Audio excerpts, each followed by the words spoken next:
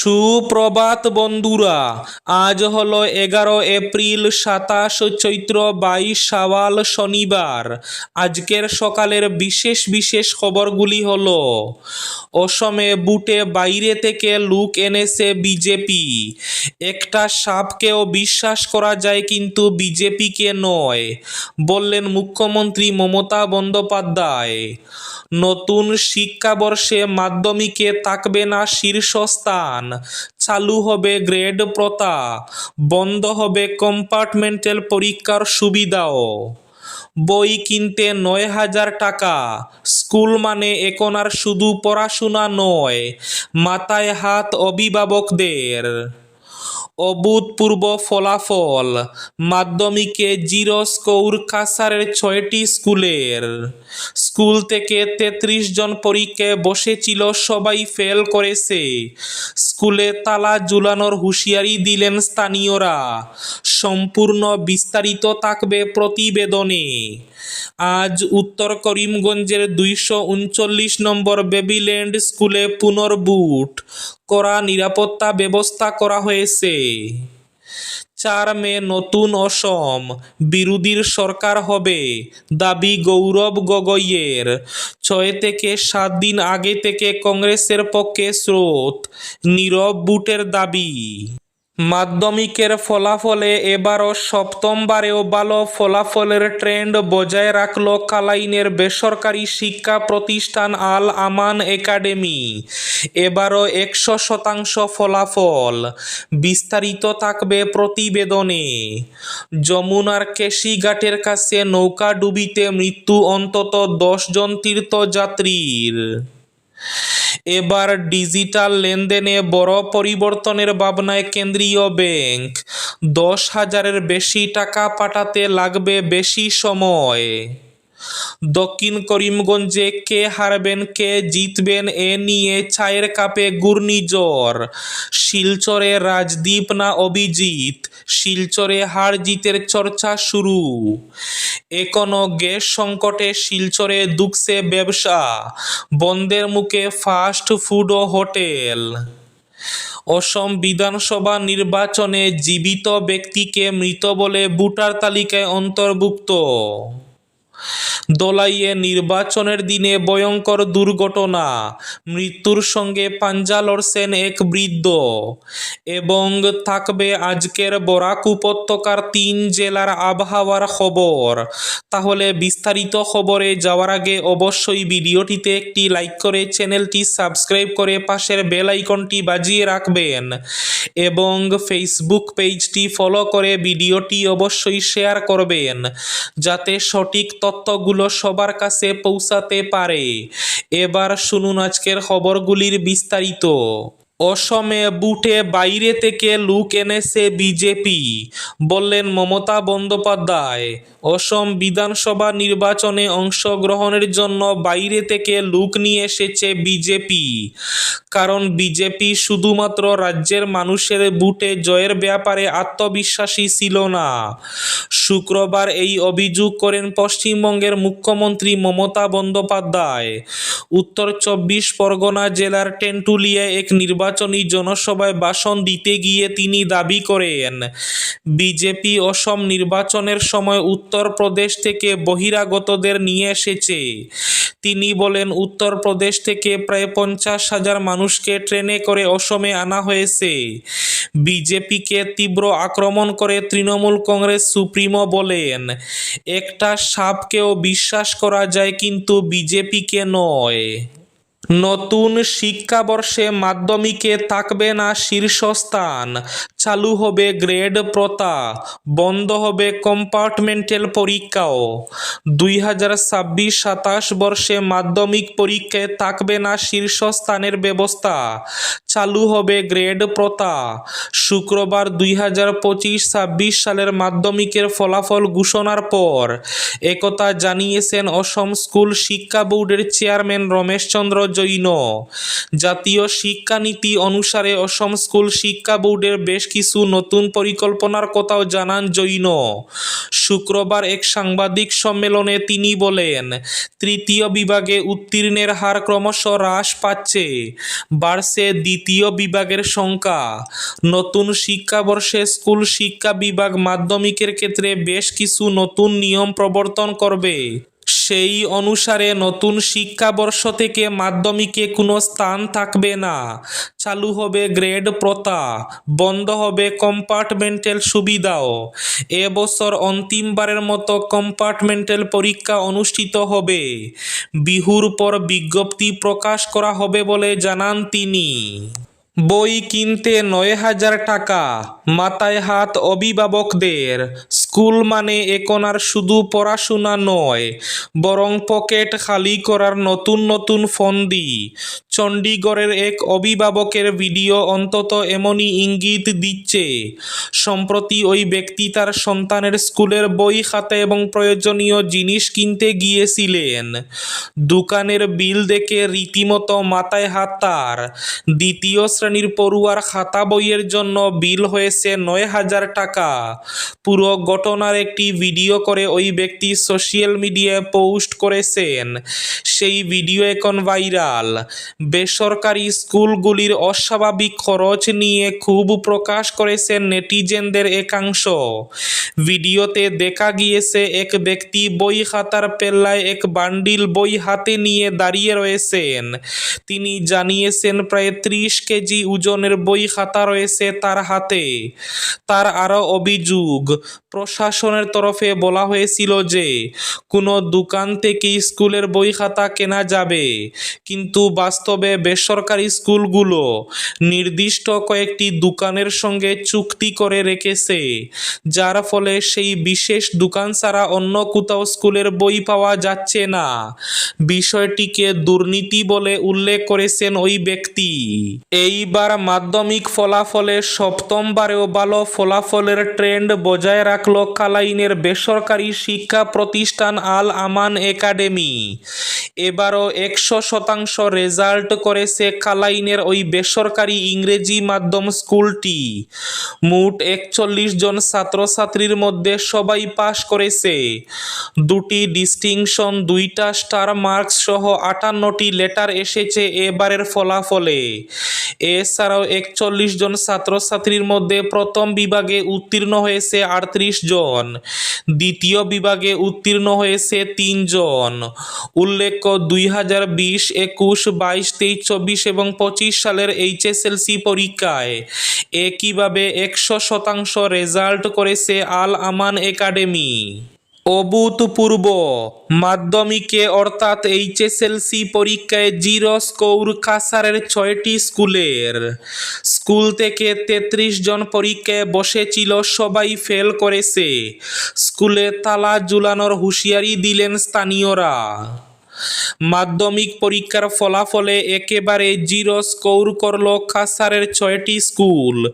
এই ৬টি স্কুলের একজনও পরীক্ষার্থী এবার মাধ্যমিকের গণ্ডি পেরোতে পারেনি। এর মধ্যে কাটিগড়ার ২টি হাই স্কুল রয়েছে। শিলচরের ঐতিহ্যবাহী গভর্নমেন্ট বয়েজ হাই স্কুলও চূড়ান্ত নিরাশাজনক ফলাফল করেছে।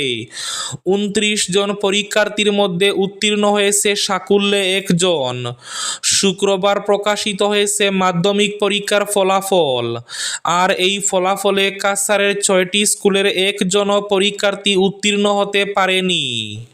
প্রাপ্ত খবর মতে কাটিগড়ার ফুলবাড়ি পাবলিক হাই স্কুল থেকে এবার মাধ্যমিক পরীক্ষায় বসেছিল ৩০ জন পড়ুয়া, কিন্তু এই ৩০ জন পরীক্ষার্থীর কেউই পাশ করতে পারেনি। ৩০ জনের সবাই ফেল করেছে। একইভাবে ফুলবাড়ি হাই স্কুলের পূর্বতন ফুলবাড়ি সিনিয়র মাদ্রাসা ফলাফলও শূন্য। এই স্কুল থেকে ৬ জন পরীক্ষার্থী এবার মাধ্যমিক পরীক্ষায় বসলেও পাশ করতে পারেনি একজনও। শূন্য ফলাফলের এই তালিকায় রয়েছে Arunachal Balika high school, Shibpur high school, Ujan Tarapur high school এবং জি অমরচাঁদ প্রেমদাময়ী হাই স্কুলও। যমুনার কেশিঘাটের কাছে নৌকাডুবিতে মৃত্যু অন্তত 10 জন তীর্থযাত্রীর। পবিত্র ধাম দর্শনে এসে যমুনার জলেই শেষ হয়ে গেল সব স্বপ্ন। উত্তরপ্রদেশের মথুরায় যমুনা নদীতে তীর্থযাত্রী বোঝাই একটি নৌকা উল্টে প্রাণ হারালেন অন্তত 10 জন। শুক্রবার বিকেলের এই ঘটনায় নিখোঁজ আরও বেশ কিছু পুণ্যার্থী। উদ্ধার কাজে গতি বাড়াতে নামানো হয়েছে এনডিআরএফ এবং এসডিআরএফ টিম। ইতিমধ্যে 14 জনকে জীবিত উদ্ধার করা হয়। মথুরা পুলিশ সূত্রে খবর, শুক্রবার বিকেল 3:15 নাগাদ বৃন্দাবনের কেশিঘাটের কাছে একটি পন্টুন ব্রিজের সামনে এই ভয়াবহ দুর্ঘটনা ঘটে। পাঞ্জাব থেকে আসা প্রায় 25 থেকে 30 জন তীর্থযাত্রীর একটি দল ওই নৌকায় সওয়ার ছিলেন। প্রত্যক্ষদর্শীদের বয়ান অনুযায়ী নৌকাটি নিয়ন্ত্রণ হারিয়ে সরাসরি পন্টুন ব্রিজের পিলারে ধাক্কা মারে এবং মুহূর্তের মধ্যে যমুনার উত্তাল স্রোতে তলিয়ে যায়। এই মর্মান্তিক দুর্ঘটনায় গভীর শোক প্রকাশ করেছেন প্রধানমন্ত্রী নরেন্দ্র মোদী। সামাজিক মাধ্যমে এক বার্তায় তিনি মৃতদের পরিবারকে সমবেদনা জানান এবং আহতদের দ্রুত আরোগ্য কামনা করেন। 4 মে নতুন অসম বিরোধীর সরকার হবে, দাবি গৌরব গগৈয়ের। 6 থেকে 7 দিন আগে থেকে কংগ্রেস পক্ষে স্রোত, নীরব বুটের দাবি। আগামী 4 মে ভালো ফলাফল হবে, কংগ্রেসের নতুন অসম দেখা যাবে। বুট পর্ব মিটে যাওয়ার পরে প্রদেশ কংগ্রেসের সভাপতি গৌরব গগৈ শুক্রবার এই দাবি করলেন।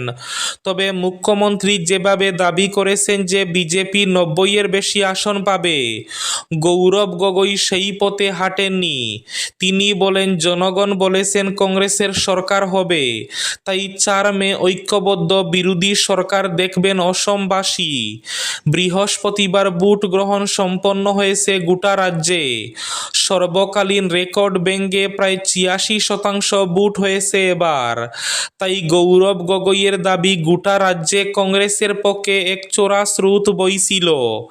নীরবে ভোটাররা কংগ্রেসের পক্ষে ভোট দিয়েছেন, জানিয়েছেন গৌরব গগৈ। ডিজিটাল লেনদেনে বড় পরিবর্তনের ভাবনায় কেন্দ্রীয় ব্যাংক। 10,000-এর বেশি টাকা পাঠাতে লাগবে বেশি সময়।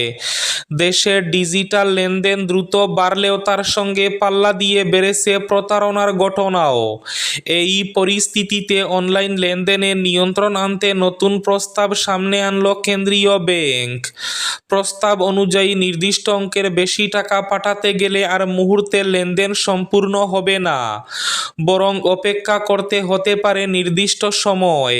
আরবিআই এর প্রকাশিত আলোচনাপত্রে উল্লেখ করা হয়েছে, 2021 সালে যেখানে অনলাইন জালিয়াতির অঙ্ক ছিল প্রায় 551 কোটি টাকা, তা 2025 সালে বেড়ে দাঁড়িয়েছে 22,931 কোটিতে।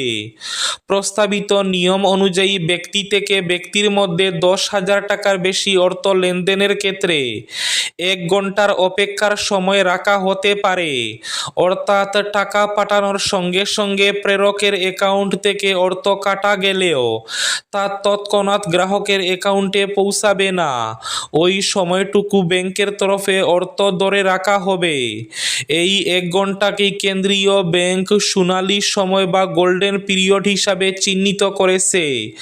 এই সময়ের মধ্যে প্রেরক যদি বুঝতে পারেন যে তিনি প্রতারণার শিকার হয়েছেন, তাহলে লেনদেন বাতিল করার সুযোগ থাকবে।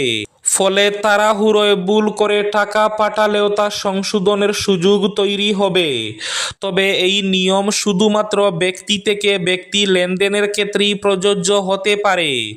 দোকানে পণ্য কেনার সময় কিউআর কোড স্ক্যান করে অর্থ প্রদান বা ব্যবসায়িক লেনদেনে এই নিয়ম কার্যকর হবে না বলেই প্রাথমিকভাবে জানা যাচ্ছে। রাজ্য বিধানসভা নির্বাচনে জীবিত ব্যক্তিকে মৃত বলে ভোটার তালিকায় অন্তর্ভুক্ত।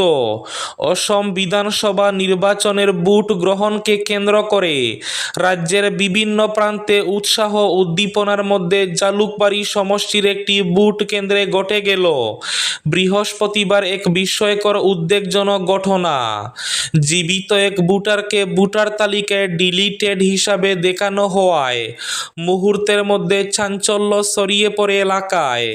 ঘটনাটি ঘটেছে জালুকবাড়ি কেন্দ্রের গাড়িগাঁও এমই মাদ্রাসা প্রাঙ্গণে অবস্থিত 51 নম্বর বুট কেন্দ্রে। জানা গেছে সেখানকার বাসিন্দা শাহজাহান আলী নামের এক ব্যক্তি নিজের ভোটাধিকার প্রয়োগ করতে যথারীতি ভোটার পরিচয়পত্র নিয়ে কেন্দ্রে উপস্থিত হন, কিন্তু ভোট কেন্দ্রে দায়িত্বপ্রাপ্ত পোলিং কর্মীরা তালিকা যাচাই করতে গিয়ে দেখতে পান যে শাহজাহান আলীর নামের পাশে মৃত ডিলিটেড হিসাবে চিহ্নিত করা হয়েছে। এখনো গ্যাস সংকটে শিলচরে দুঃখছে ব্যবসা, বন্ধের মুখে ফাস্ট ফুড ও হোটেল। রন্ধন গ্যাসের সংকট আছড়ে পড়েছে শিলচরের ব্যবসায়িক আঙ্গিনায়। কমার্শিয়াল গ্যাসের অভাবে বিপাকে শিলচর শহরের ফাস্ট ফুডের ব্যবসায়ীরা। সুযোগ বুঝে সিলিন্ডারের কালোবাজারি চলছে জোর কদমে। এর বিরুদ্ধে সরব হয়েছে হিন্দু যুব ছাত্র পরিষদের কাছাড় জেলা কমিটির পক্ষ থেকে শুক্রবার এ বিষয়ে জেলা প্রশাসনের দৃষ্টি আকর্ষণ করা হয়েছে। উল্লেখ্য, তরল পেট্রোলিয়াম গ্যাসের অভাবে শহরের ছড়িয়ে ছিটিয়ে থাকা অধিকাংশ ফাস্ট ফুডের স্টলগুলো কেরোসিনে রান্না করছে, কেননা ওইসব ব্যবসায়ীদের সামনে দ্বিগুণ খরচের বিরুদ্ধে টিকে থাকার লড়াই। ব্ল্যাক মার্কেটে সিলিন্ডারের দামে আগুন, পিছিয়ে নেই স্বীকৃতিপ্রাপ্ত হোটেল মালিকরাও। পরিস্থিতি বিবেচনায় অধিকাংশ ব্যবসায়ী বিকল্প পথে হাঁটছেন, আর এতে বিপাকে পড়েছেন গ্রাহকরা। খাদ্য সামগ্রীর গুণগত মানের ক্ষেত্রে সমস্যা দেখা দিচ্ছে, আর এতে আগ্রহ হারাচ্ছেন গ্রাহকরা। আজকের বরাক উপত্যকার 3 জেলার আবহাওয়ার খবর। আজ বরাক উপত্যকার 3 জেলার আকাশ ফর্সা থাকার পূর্বাভাস। শিলচর কাছাড়ে আজ সর্বোচ্চ তাপমাত্রা থাকবে 30 ডিগ্রি সেলসিয়াস এবং সর্বনিম্ন তাপমাত্রা থাকবে 19 ডিগ্রি সেলসিয়াস। শ্রীভূমি তথা করিমগঞ্জ জেলায় আজ সর্বোচ্চ তাপমাত্রা থাকবে 30 ডিগ্রি সেলসিয়াস এবং সর্বনিম্ন তাপমাত্রা থাকবে 19 ডিগ্রি সেলসিয়াস। হাইলাকান্দি জেলায় আজ সর্বোচ্চ তাপমাত্রা থাকবে 30 ডিগ্রি সেলসিয়াস এবং সর্বনিম্ন তাপমাত্রা থাকবে 20 ডিগ্রি সেলসিয়াস। এবার শেষ খবরটি। দলাইয়ে নির্বাচনের দিনে ভয়ঙ্কর দুর্ঘটনা, মৃত্যুর সঙ্গে পাঞ্জা লড়ছেন বৃদ্ধ। নির্বাচনের দিন দলাইয়ের আমরাঘাট এলাকায় ঘটে গেল এক ভয়াবহ সড়ক দুর্ঘটনা। বৃহস্পতিবার বিকেলে আমরাঘাট বনতারাপুর পূর্ত সড়কের সেন্ট ক্যাথারিন এলাকায় একটি বেপরোয়া মোটরসাইকেলের ধাক্কায় গুরুতর আহত হয়েছেন এক বৃদ্ধ। জানা গিয়েছে, গঙ্গানগর প্রথম খণ্ডের বাসিন্দা শফিক উদ্দিন লস্কর আমরাঘাট বাজারে যাওয়ার পথে পেছন দিক থেকে আসা AS-12 AF 6201 নম্বরের একটি দ্রুতগতির পালসার মোটরসাইকেল তাকে ধাক্কা দেয়। এতে তিনি রাস্তায় ছিটকে পড়ে গুরুতরভাবে আহত হন। দুর্ঘটনায় মোটরসাইকেলে থাকা 2 যুবকও রাস্তার পাশে পড়ে সামান্য আঘাতপ্রাপ্ত হন এবং মোটরসাইকেলটি সড়কের নিচে পড়ে যায়। ঘটনাকে প্রত্যক্ষ করে জড়ো হন এলাকার স্থানীয় মানুষ। স্থানীয়রা দ্রুত অচেতন অবস্থায় শফিক উদ্দিনকে উদ্ধার করে নিকটবর্তী হাসপাতালে নিয়ে যান। মাথায় গুরুতর আঘাত লাগায় পরে তাকে শিলচর মেডিকেল কলেজ ও হাসপাতালে স্থানান্তর করা হয়। বর্তমানে তিনি ICUতে সংকটজনক অবস্থায় চিকিৎসাধীন রয়েছেন বলে পরিবার সূত্রে জানা গেছে। ঘটনার পর স্থানীয়রা মোটরসাইকেলে থাকা 2 যুবককে আটক করলে এলাকায় কিছু সময়ের জন্য উত্তেজনার সৃষ্টি হয়। এই ছিল আজকের সকালের বিশেষ খবরগুলি। ভিডিওটি অবশ্যই লাইক করে শেয়ার করে দেবেন।